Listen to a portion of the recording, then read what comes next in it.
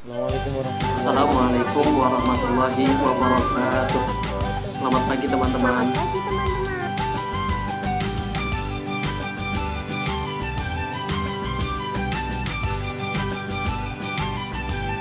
Perkenalkan, nama saya Kak Nafi. Perkenalkan, nama kakak Kak Erika. Halo semua, perkenalkan saya Kak Assalamualaikum warahmatullahi wabarakatuh. Baik kawan-kawanku semuanya yang insya Allah dimuliakan Allah, pada session kali ini kita akan membicarakan tentang kondisi sosial, ekonomi, politik, dan budaya sampai pendidikan ketika Kanjeng Nabi Muhammad SAW berada di Madinah. Kita akan kumpas tuntas di sini.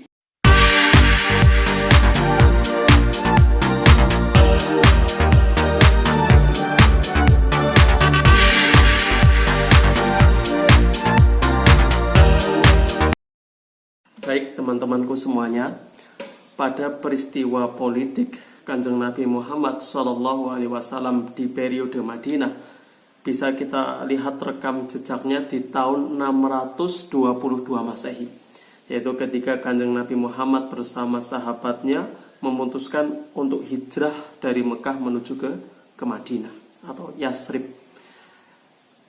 Tujuannya adalah salah satunya memindahkan kekuasaan dari Mekah menuju Madinah agar tidak terjadi gangguan.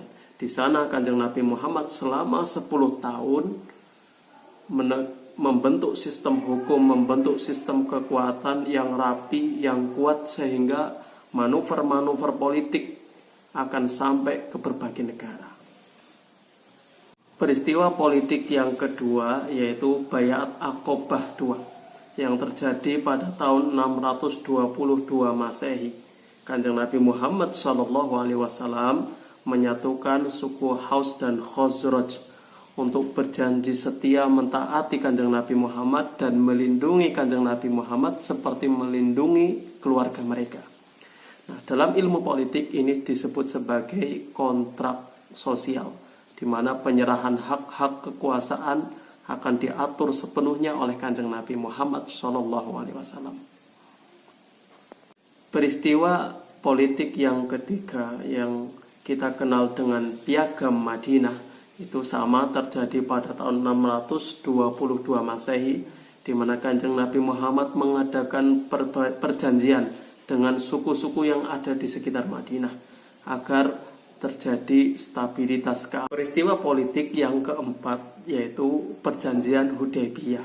Perjanjian ini terjadi pada tahun 628 Masehi ketika 1.400 muslim gagal melaksanakan umroh di kota Mekah, dihalang-halangi oleh kafir Quraisy. Nah, daripada memilih jalur perang, maka terjadilah negosiasi, terjadilah suatu perjanjian kesepakatan di mana antara muslim dan kafir Quraisy tidak akan terjadi perang selama 10 tahun.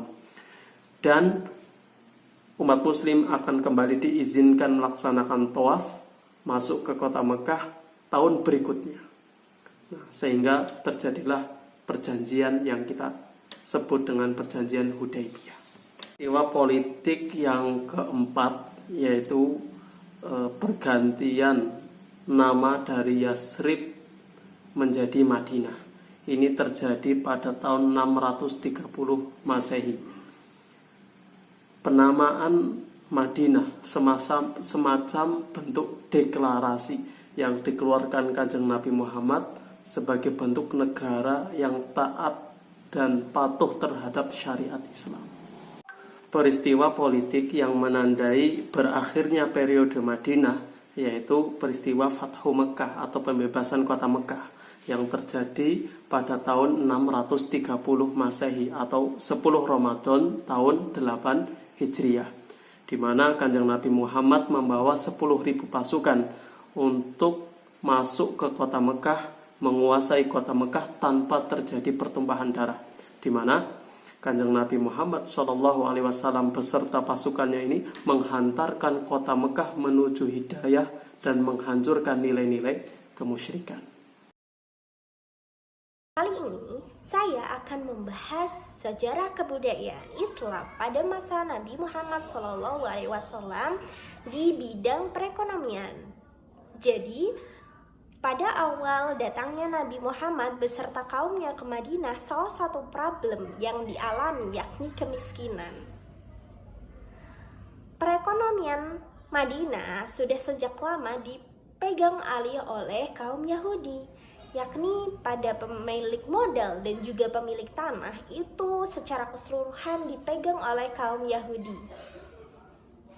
Nah, dari sinilah terdapat kesenjangan perekonomian di Madinah karena perekonomian Madinah terus merosot dan juga mengalami kemiskinan. Terdapat 3 faktor yang dapat kita jumpai kenapa di sini menyebabkan kesenjangan perekonomian. Yang pertama, mereka menerapkan sistem riba dalam perekonomian mereka, dan juga yang kedua, mereka melakukan monopoli sehingga hasil produksi dan penghasilan itu tidak merata. Kemudian yang ketiga, yakni tidak adanya proses ta'awun, tidak adanya prinsip ta'awun di dalam perekonomian tersebut. Nabi Muhammad ingin memajukan perekonomian masyarakat Madinah agar mereka tidak terjebak dalam kemiskinan. Beliau melakukan pertukaran ilmu pengetahuan dan juga keahlian para penduduk Madinah, seperti berdagang, bercocok tanam, dan lain sebagainya.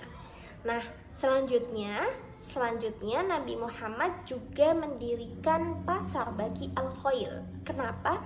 Karena di sini rata-rata pasar besar yang berada di Madinah itu adalah milik para kaum Yahudi. Nah, Nabi Muhammad berinisiatif untuk mendirikan pasar dengan sistem Islam di situ.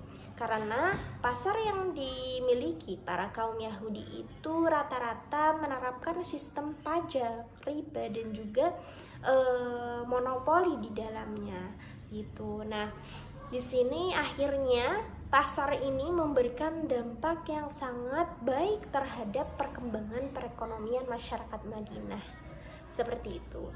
Nah, selanjutnya dalam sektor budaya, Nabi Muhammad mendirikan Masjid Nabawi di Madinah. Itu salah satu aspek dalam kebudayaan, meskipun dia juga masuk dalam aspek-aspek lain gitu dalam sejarah kebudayaan Islam. Dan juga selanjutnya Nabi Muhammad membuat piagam Madinah. Jadi tujuannya karena suku-suku di Madinah itu terdiri dari kebiasaan dan kegiatan yang sangat bermacam-macam dan suku yang sangat bermacam-macam dengan adat yang berbeda-beda. Jadi di situ Nabi Muhammad membuat suatu undang-undang, suatu piagam Madinah sebagai panduan bersosialisasi, berinteraksi dengan satu sama lain sehingga tidak terjadi pertikaian di dalamnya, seperti itu. Pada tahun 622 Masehi, dalam periode Ad-Daur Al-Madani, Nabi Muhammad SAW berhadapan dengan orang-orang yang memiliki heterogenitas yang tinggi, seperti Kristen, Yahudi, lalu ada penyembah berhala. Dan dari situ keadaan masyarakat Madinah yang sangat heterogen dan plural membuat Rasulullah SAW memerlukan sebuah persatuan dan kesatuan untuk menghadapi konflik-konflik seperti itu. Sehingga dalam keadaan sosialnya pun mereka masih sangat bersuku-suku.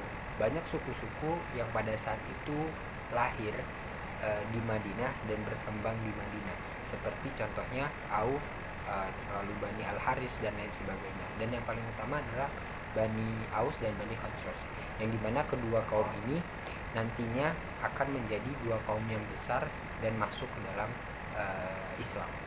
Nah, lalu pada tahun 624 sampai dengan 632 Masehi, Rasulullah SAW menyebarkan Islam di Madinah dengan sangat baik, sehingga pada saat itu seluruh suku yang ada di Madinah mempercayai bahwa Islam adalah salah satu agama yang sangat damai dan baik. Pada tahun 623